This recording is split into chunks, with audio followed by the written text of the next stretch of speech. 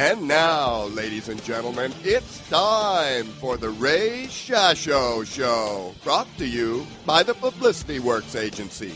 Each week, Ray spotlights in-depth interviews with legendary and up-and-coming authors and music artists. Ray also features the movers and the shakers of the music and publishing industries and suggests important methods for getting the most out of your public relations and marketing needs. Please welcome music journalist, author, and entrepreneur, Ray Shasho. Hello, everyone. I'm Ray Shasho, broadcasting from BBS Radio, and welcome to the show, where we spotlight legendary and up-and-coming music artists and authors, brought to you by the Publicity Works Agency. Call us today at 941-877-1552 or visit www.publicityworksagency.com. Remember, we shine only when we make you shine. Alan White is considered by many to be one of the greatest rock drummers of all time, with 40-plus years of performance experience and appearances on over 50 albums. Alan's dossier reads like a who's who of rock legends. With his consummate professionalism and easygoing nature, Alan continues to be an inspiration to fellow musicians as well as fans. And in summer of '68, Alan was asked to join Ginger Baker's Airforce, a new group being put together by the former drummer of Cream and other noted musicians from England's music scene, including Steve Winwood, formerly of Traffic. In 1969, Alan received what he thought at the time to be a prank phone call, but was actually John Lennon calling to ask Alan to join the Plastic Ono Band. The next day, Alan found himself learning songs in the back of an airliner en route to Toronto with Lennon, Yoko Ono, Eric Clapton, and Klaus Voorman. The ensuing album, Live Peace in Toronto, sold millions of copies, peaking at number 10 on the pop charts. Alan's association with Lennon continued, recording singles like Instant Karma and the subsequent landmark album, Imagine, with Alan providing drums for the title song, Jealous Guy, and How Do You Sleep at Night. Alan's work with Lennon led to an introduction to George Harrison, who asked Alan to perform on the album All Things Must Pass, including the hit single My Sweet Lord, released in 1970. 1972, while on tour with Joe Cocker, Alan got a phone call from his manager who said that Yes wanted him to join the band. His current tour was ending, so he flew back to England for a meeting with John Anderson and Chris Squire, who told him he was joining Yes, or they were going to throw me out the third-story window, recalls Alan. 3 days later, on June 30th, Yes, along with their new drummer, opened their U.S. tour before 15,000 adoring fans in Dallas, Texas. Alan and Yes gave each other 3 months to see if it would work out, and more than 30 years later, Alan is an integral part of the band, having played on every Yes studio and live album recorded since. Founded in 1968 by Chris Squire and John Anderson, Grammy Award-winning recording artists Yes have created some of the most important and influential music in rock history, such as iconic pieces Roundabout, Close to the Edge, I've Seen All Good People, Owner of a Lonely Heart, Starship Trooper, and countless others. Its albums, including Fragile, Close to the Edge, Tales from Topographic Oceans, my favorite, Relayer, Going for the One, and 90125, have been certified multi-platinum, double platinum, and have sold over 50 million records total in its career that has so far spanned almost 5 decades. Among the world's most influential, groundbreaking, and respected progressive rock bands, Yes continues creating masterful music that inspires musicians, fans, music lovers around the world. Time off from the Yes hectic touring and recording schedule allows Alan to pursue other projects as well, with longtime friend and technical guru Wreak Havoc. He formed Crash and Bang to provide music for the entertainment industry, including video games and television shows. He also serves as a testing ground for new music hardware and software and new approaches to music and its psychological effects on the user, and an excuse to plug the wrong things together just to see what happens, adds Wreak. In 2005, Alan formed a new band, aptly called White, who released their self-titled debut album in January of '06. White performs regularly in the Seattle area when time permits. In recent years, Alan has performed with a variety of artists, including Spencer Davis, The Ventures, Charlie Daniels, and Eddie Money, to name just a few. In 2007, Alan played alongside the late Keith Emerson, Simon Kirke, and Yes bassist Chris Squire at the Ahmed Ertegun Memorial Show as part of the opening act for Led Zeppelin. He also conducts numerous drum clinics around the country and around the world to encourage and teach other drummers. Alan and his wife Gigi are very active in the Seattle arts community, serving on the board of directors of Music Aid Northwest Program for the Arts, and the Seattle Theater Group. Alan is also a member of the Seattle chapter of the National Academy of Recording Arts and Sciences. Yes will be inducted into the Rock and Roll Hall of Fame for the class of 2017, and it's about time. The induction following two previous nominations will occur 1 year shy of the legendary progressive rock band's 50th anniversary. Please welcome to the show legendary drummer for progressive rock royalty, Yes, Alan White. Hello, Alan. How are you? Did I cut it down enough, or should I have continued? No, you know what? I said, okay, that's the interview finished, right? Nothing else to talk about, right? Yeah. I said, okay. Well, where do you want to start? Where do you want to start in amongst all of that and get the real detail? The real detail, right? First of all, I want to say congratulations on being inducted in the Rock and Roll Hall of Fame for the class of 2017. Well, thank you very much. That's it's a great honor to be inducted. You know, and as you say, you know, you've got to be 25 years in the making of music. And yes, it's been 25 years since then almost that we've been getting people, 90% of the people who come to shows say, I don't understand why you guys are not in the Hall of Fame. One of them being, I went to the inauguration, the inductee ceremony down in Los Angeles for Heart. They're friends of mine up here in Seattle. Right. And inducted were Rush, and I met some of the guys from Rush, and one of the guys from Rush came up to me and said, I can't understand how you guys are not in the Hall of Fame. And I said, nobody can really. And he said, well, we just got into the Hall of Fame, and we modeled all of our music on you guys. He said, so I know. why you guys are not in there, I don't know. So yeah, kind of interesting. Yeah, it's amazing. I don't know. They got their own way of doing things. It seems like well, it took quite a while. It took Yeah. quite a while for them to get into the thought of progressive music being in the Hall of Fame. But my thinking is, I think it should all be under the rock and roll umbrella. But I thought they should probably divide it up into genre, like have progressive rock, then have R&B, that kind of thing. Because to me that would make more sense. They've kind of done that to a degree. But now they got a mix of quite a few different styles in there, but they date themselves back with some people because they're warranted from their period of time in music, which I don't,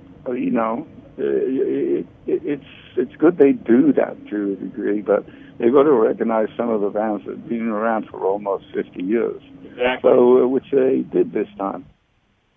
Good, yeah, and I had a talk with Greg Lake. Of course, Greg Lake just passed away, but he was saying that he didn't know why progressive rock wasn't really identified like it should have been. In my opinion, the Brits developed the prog rock sound, and to me, that's just it's almost another world from rock and roll.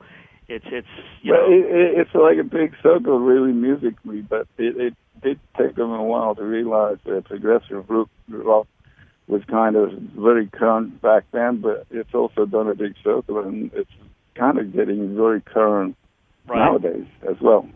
So there are a lot of new bands doing progressive rock now. We got younger musicians, like teenagers.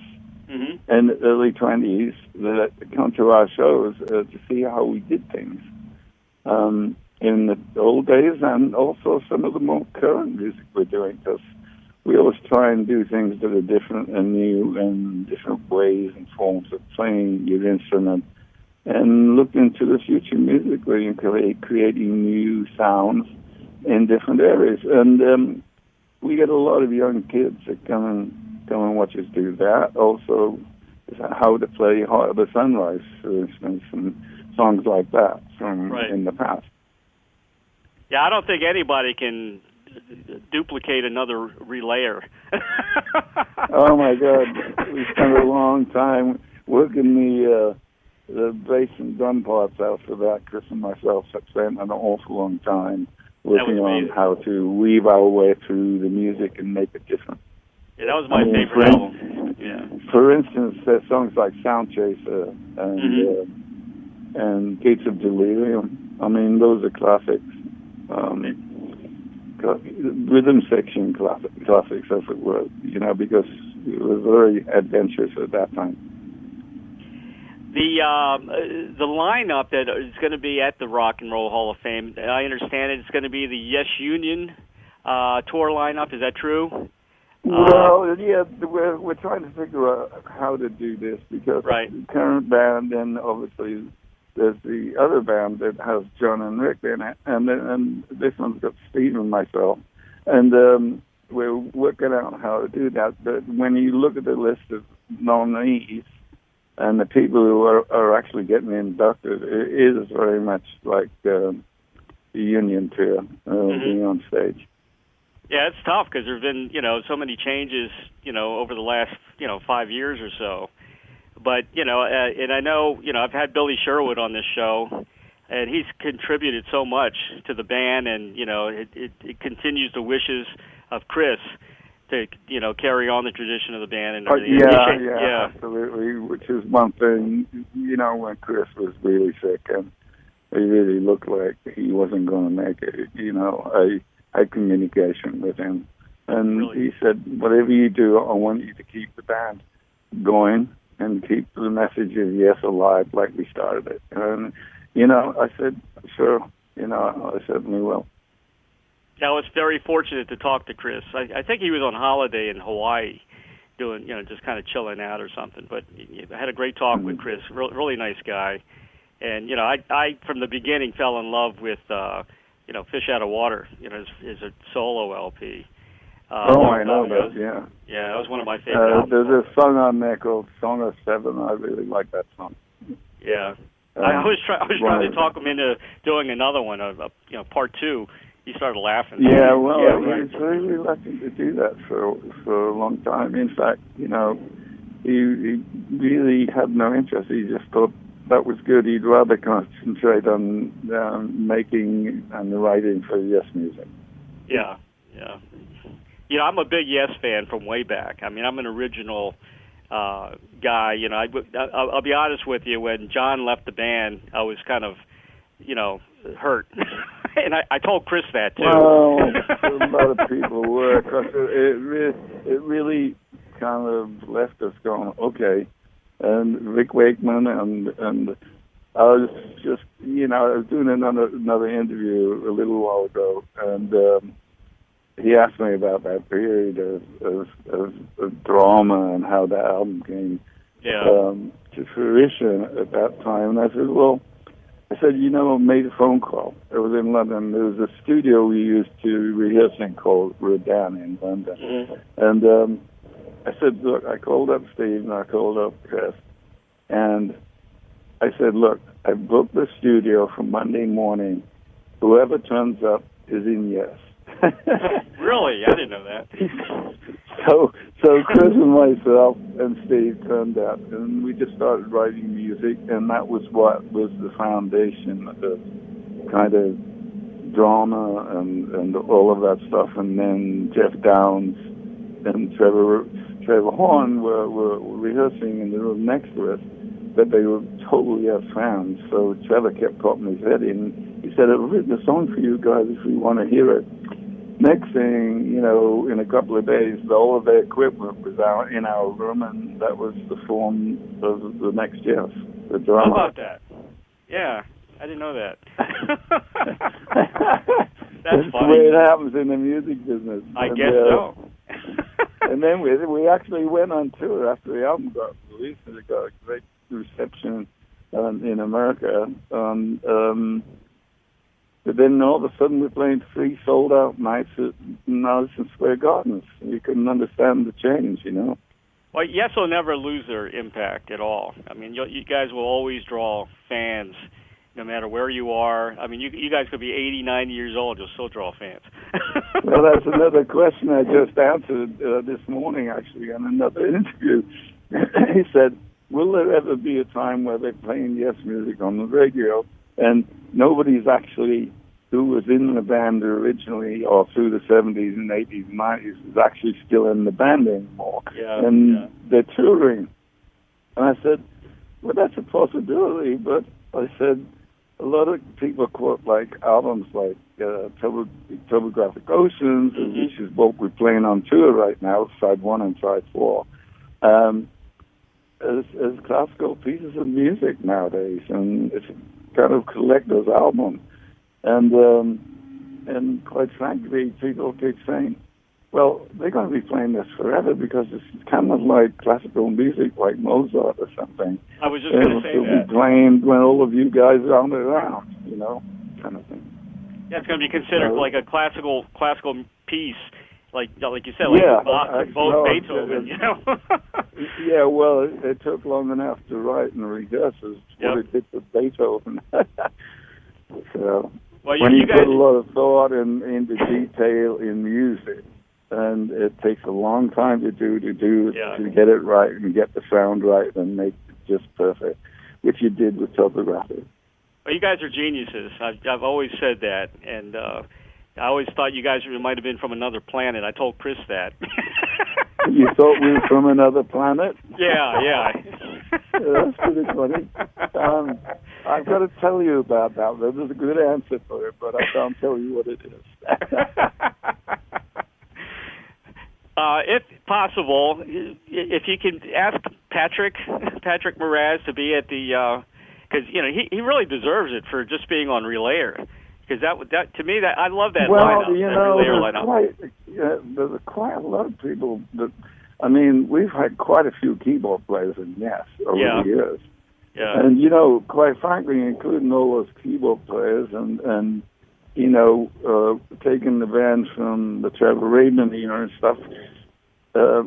Quite frankly, I kept answering people's questions like, look, I'm going to put all the people that have been on Yes on stage. And I said, well, if they've got a stage big enough, because I said there's so many people doing Yes, it could be hordes of people up there. Yeah, so, I'd like to see it happen, though. Yeah, well, that would be a lot of work, to say the least. And I'm sure the Rock and Roll Hall of Fame people and the TV people might have something to say about that. I'm friends with Patrick. Patrick, he lives here in Florida, not too far from me, really, and we've had him on the show. And actually, I don't know if he's coming on this cruise we're doing in a couple of weeks. He is. He's going to be there. He will be there. Yeah. Oh, okay, that's cool. I enjoyed talking to Patrick, and he's a funny, but he's a great guy to be around. He's just funny. He is funny. He's a good guy. And Yes, for that whole period of Yes, which was a great period that lasted about a year, I think. Well, when you had that lineup during Relayer, I saw you guys. You played RFK Stadium in D.C. You played Philadelphia. I mean, you guys were drawing 50,000-60,000 people at that time. Yeah, we were drawing pretty big people. And then we did that. In '76, I think it was. We did that Peter Frampton tour. And Gary Wright. Yeah, well, I also knew Gary very well. I played on 3 of Gary Wright's first albums. Yep. So there was all kinds of incestuous rock and roll stuff going on around that time. I want to mention, you guys are going to hit the road again in February. You're going to go back on the road to continue the Tales from Topographic Oceans Drama USA tour. And yes, I wanted to name a couple of dates. February 3rd, you'll be at Harrah's in North Carolina, Event Center, Cherokee.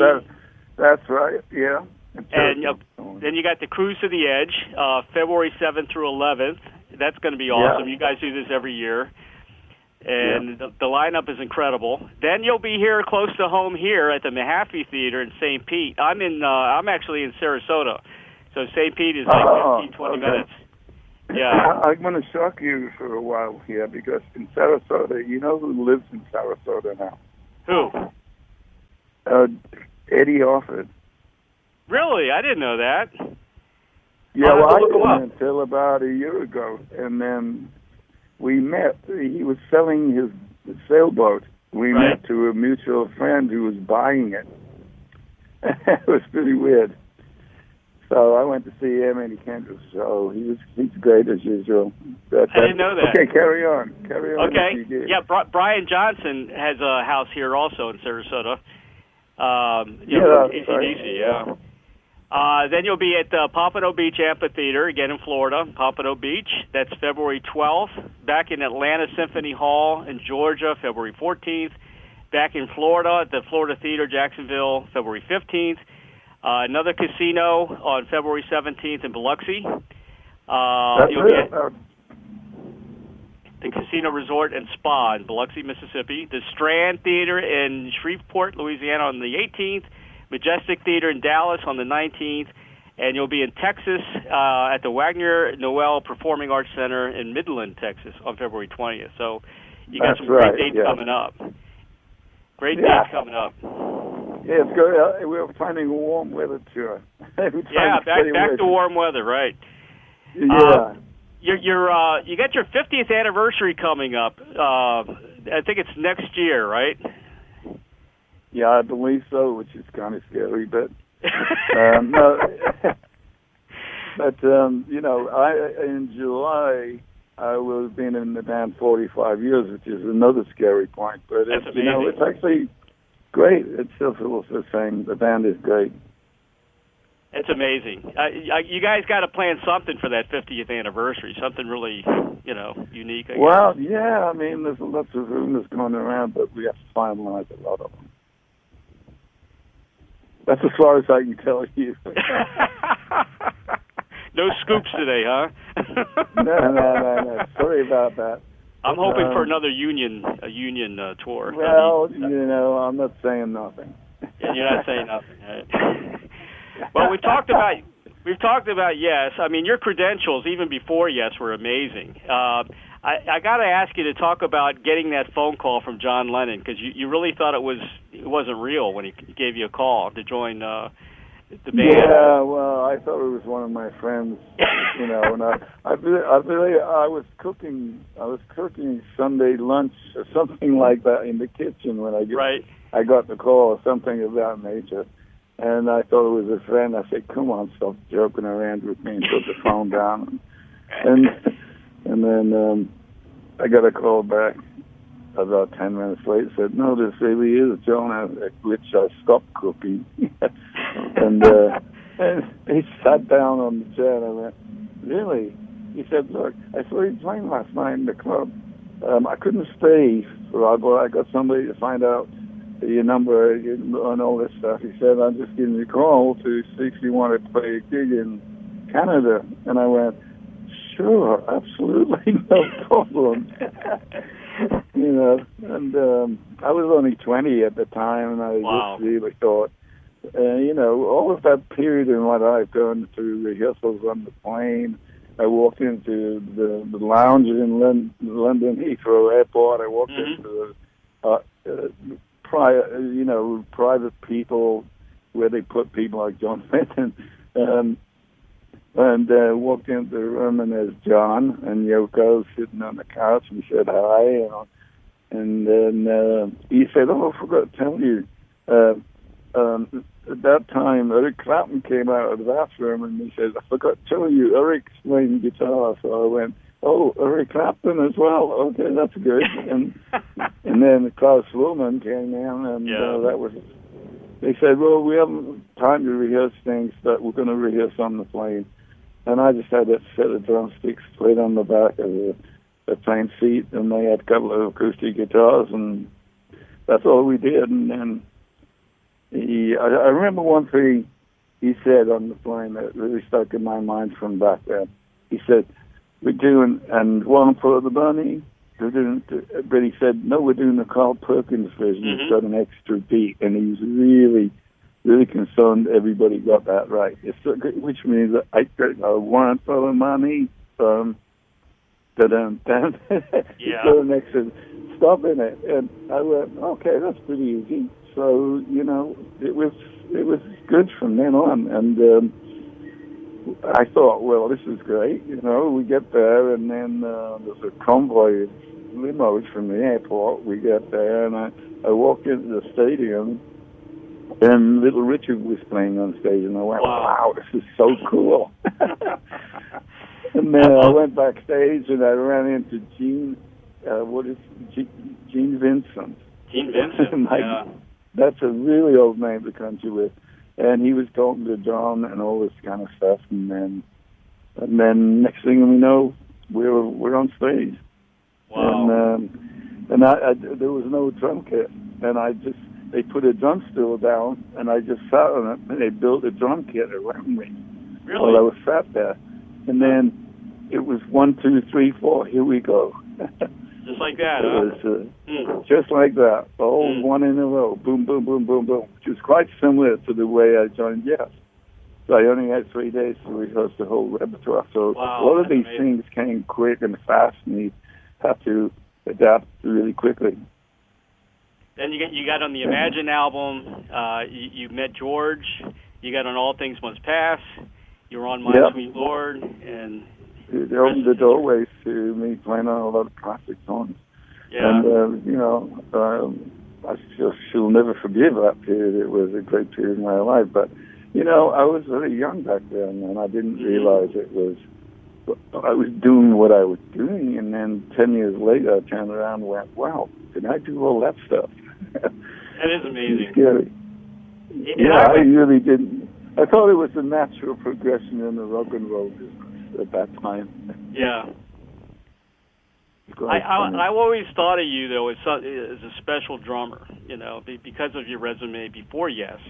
And I think most people did. They knew you were a special drummer even before you even got into the band. Yes. So, I mean, you did so much. You were you did a lot of session work as well. Some of the really memorable things. I spent about 5 months with Joe Cocker on the road in Europe, which was playing with 2 drummers, with Jim Keltner and myself. It was a really, really, really great experience. Jim Keltner's great. He taught me how to play with 2 drummers on stage and be very forgiving in music. So, letting the other person have their bit and, obviously sharing the spot with them. I chatted with Michael Pinder and Joey Mullen, who were also on that Imagine album. They did a few things on the Imagine album as well.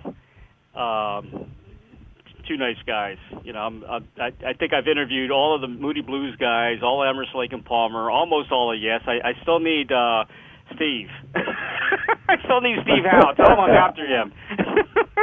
Oh, really? He's the only one left. Steve's a hard cookie to nail down. He's he's a hard guy to nail down, right? But he does great interviews. So I'll just warn you about that. So he's very aware of everything he's done as well, and he's been in Yes, a year longer than. No, actually 2 years longer than I have. And Rick Wakeman was a year longer than me. Yeah. It went in progression for the first 2 or 3 days. Bill Bruford left, and then Steve joined, Steve joined, and then Rick joined, and then Bill Bruford left, and that's when I came in. And you came in, I talked to Bill the other day, actually. Oh, did you? He's great. Because he's coming to the awards center, and I said, Bill, how we're going to do this drummer-wise. And he did mention to me, he said, I haven't played the drums in yonks. And I said, he said, can you do all the songs? And I said, of course I can. But I'm sure somebody would like to see you play. He said, I just want to stand in the back and play a tambourine or something. He's kind of retired, didn't he, Bill? He retired about 8 years ago. Yeah. Yeah. Huh. And he's he went to university studying music for a while, I believe. Right. And I just read in Wikipedia he's got his own record label now. Oh, great. So. Huh. So speaking of record labels and recording, I'm friends with Scott Shore, from Lazy Bones Recording. Yeah. And I interviewed Tony Levin, and I reviewed that album, the Levin Torn White album. It was a great album. I really enjoyed it. Pretty crazy. That's some crazy stuff. It is. I mean, it's pretty out there, some of that music, and I appreciate the fact somebody appreciates it because it's so left field, some of that stuff, and pretty crazy. I enjoy actually listening to it myself, and it was great making it. It had been a fun album to make, definitely. Yeah. And I live in Seattle here, and Tony was here last week playing. We hung out for quite a while, and watched the show with his stickmen. Yeah, the stickmen, the Chapman. And they'll actually be on the cruise too. That's right. That's right. Yeah. I went on your Facebook, and I saw a video of you with the Blue Angels, man. That was awesome. Oh, is that still on there? It's still on there. What was it like? I mean, you did great. It's funny when I did that. I looked at it myself, and I was getting more sick watching me on the video than I was when I was doing it. Because and then I got down, the pilot, who was actually from Seattle here, who took me out, and he said, I took Tom Cruise up to learn how to fly jets and stuff. I'll have the experience of it for Top Gun, right? The movie, and he said he threw up from word go, and you never threw up at all. He said, but you almost passed out when you pulled about 7 Gs because you see this gray tunnel in front of you. Wow. There's a dot at the end of the tunnel. If you make it to the dot, you know he's passed out. But I fought it like hell. It's really scary things. At the same time, I enjoyed it. Yeah, you wrote the or somebody wrote the comment that you did not get sick, and it seemed like you had your head the whole way. You're in good shape. No, I was pretty aware for most of the flight, including when he flew about 20 foot off the ground on the runway. He said, "Okay, I've got to tell you, we're going for a special takeoff." And I go, "What do you mean special takeoff?"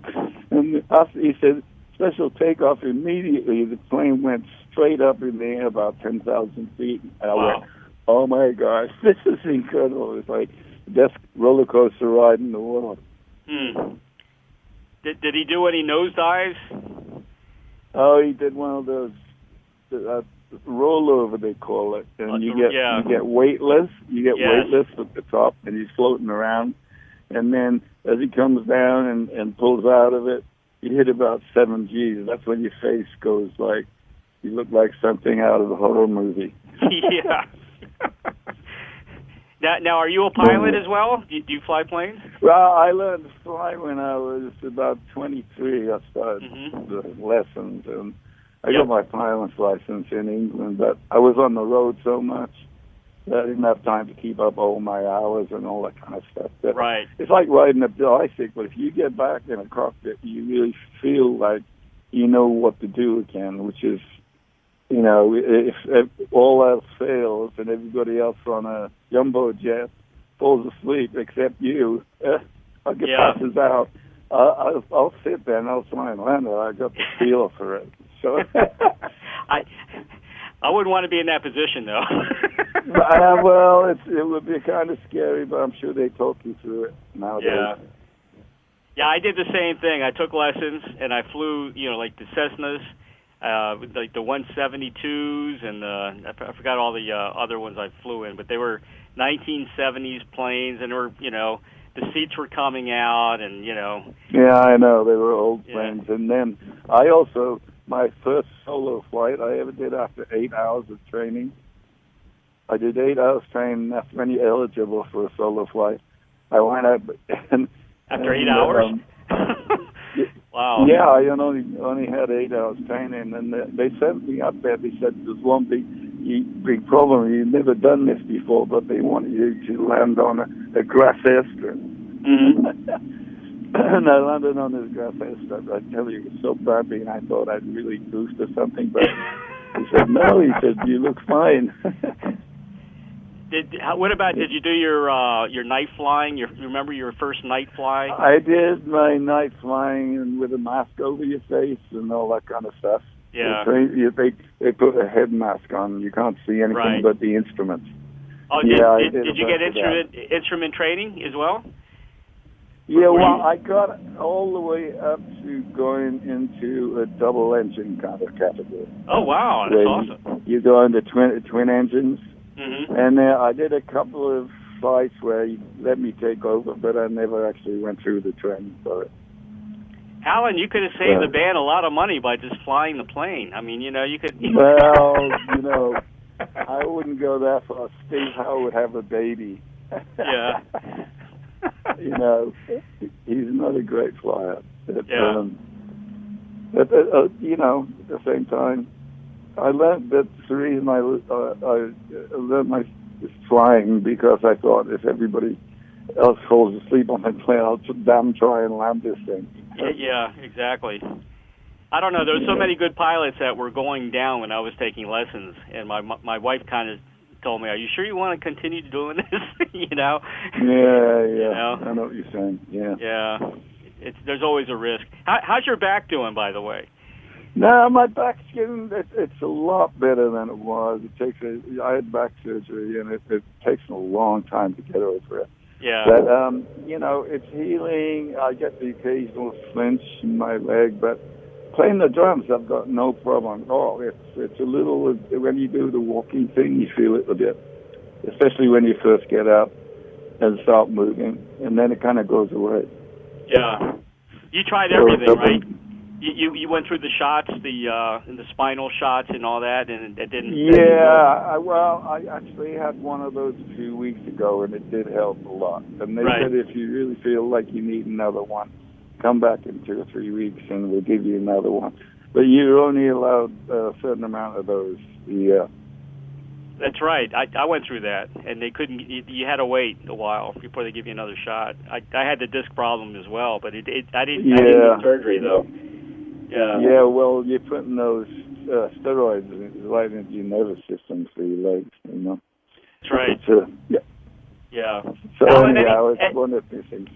Anything else you'd like to promote? We got the tour coming up again in February. Any solo projects, collaborations, anything else? No.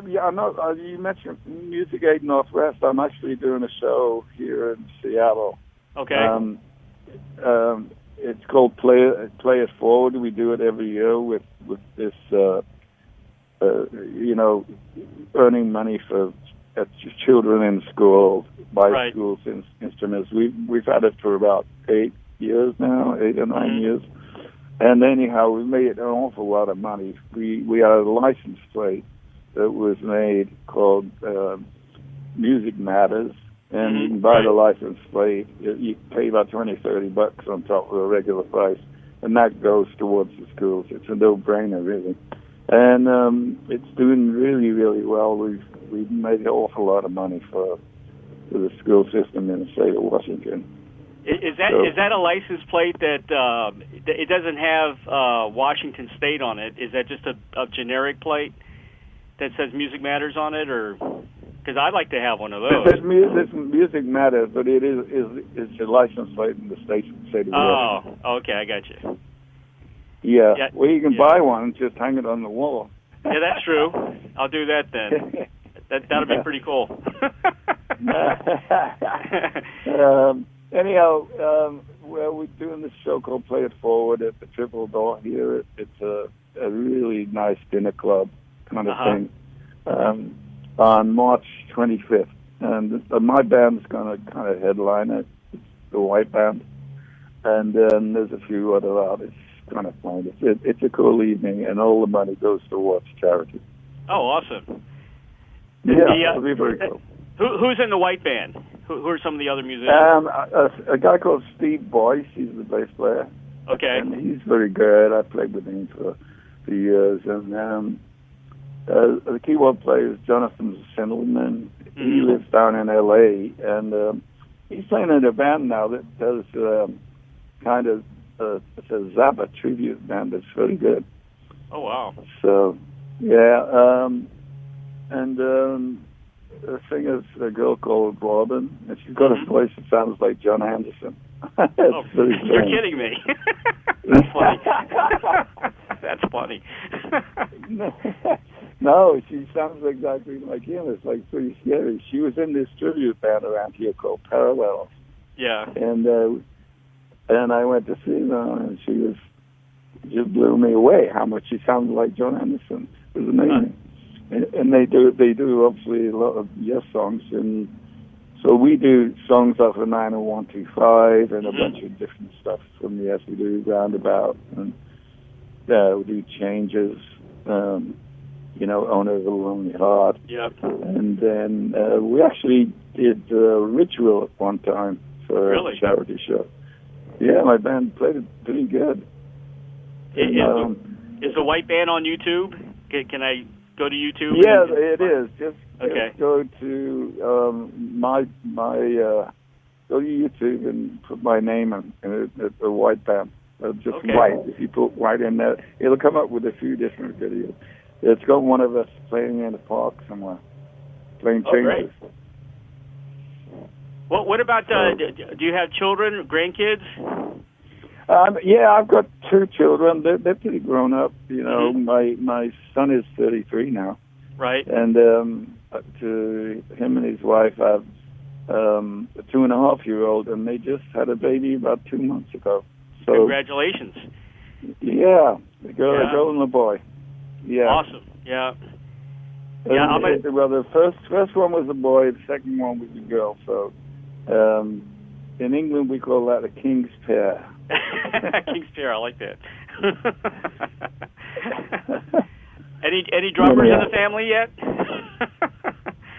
Any what? Any drummers? Yeah, my son actually was playing in the school jazz band when he was growing up, but the technology took him over. I bought him a computer when he was about 8 years old. Right. And when he was 10, he was writing his own cartoons, and he's a natural. And now, we'd go to a bookstore and stuff like that, and he'd be looking at books on Java and how to put the information in the computer when other kids were looking at, the books you had to read for school and stuff like that. I said, you got to, get all those mandatory books at school. He'd be teaching himself how to write computer language. So now, of course, he's got, he works for a huge company and designs apps, and he's also starting his own company. So he's doing real well. Well, is he local also? Is he in Washington? No, he lives in Denver.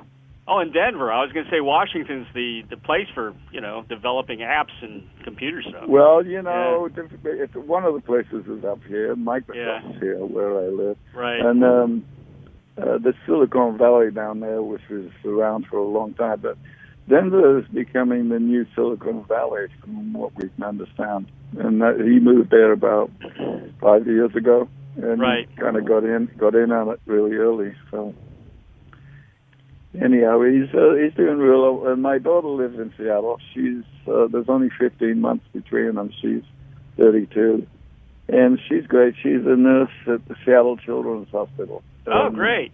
Yeah, she's a head nurse down there, and she deals with the cancer ward for kids. It's a pretty hard job, but she kind of likes it, and she's used to it. So good for her. We need more nurses. Yeah, it's a great. Actually, recently so she's just wonderful. She's been playing the drums and stuff like that, and doing tambourines and stuff like that. So he's doing well. My wife's a nurse as well. She's been a nurse for, I don't know, 35 years or so. So they work hard. Yes, really they hard. do. Yeah, and different long hours and stuff like that. They work deserve every penny they get. They work a lot harder than the doctors. If it was up to me, I'd give all the nurses free health care because they deserve it. You know that? Yeah, absolutely. I agree. They work really, really hard. And, they get a lot of recognition for doing what they work with cancer and providing treatments and looking for the cure for cancer and all that kind of stuff. Yeah. Well, tell her thank you for her service. She's doing great. She's doing wonderful. Yeah. She's a wonderful woman. Yeah. Alan, I know you have to go. I want to thank you so much for being on the show today, especially for all the great music you've given us, man, throughout the years, and you continue. Hey, well, it's been a lot of pleasure making music, and it's good to talk to you guys. And again, congratulations on being inducted, and we're looking forward to it in the spring, right? That's when it's going to be? Actually, it's April 7th. April 7th.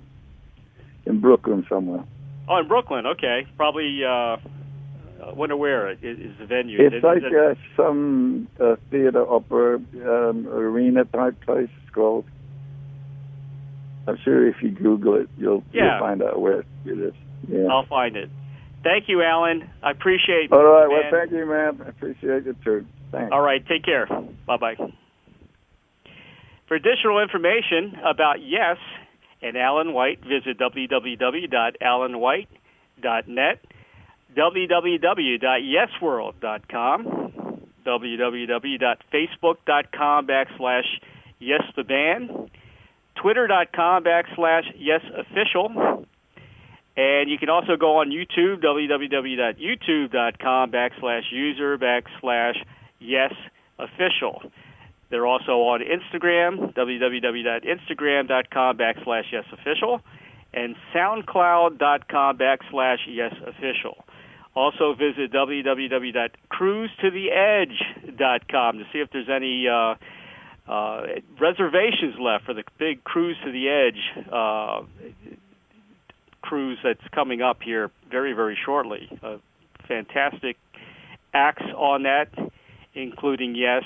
I believe Steve Hackett from Genesis is on there, Patrick Moraz, and Tony Levin. It's go to the website and you will be amazed. Very special thanks to Barry Lieberman and Mitch Snyder from MSOPR for setting up this interview with Alan White, and to the wonderful Doug and Don Newsom with BBS Radio for making it all happen every show. Please join me bi-weekly, Mondays at 3 p.m. Pacific, 6 p.m. Eastern on The Ray Shasho Show. If you have comments or suggestions or would like to be a guest on The Ray Shasho Show, call 941-877-1552 or email us at ray@publicityworksagency.com.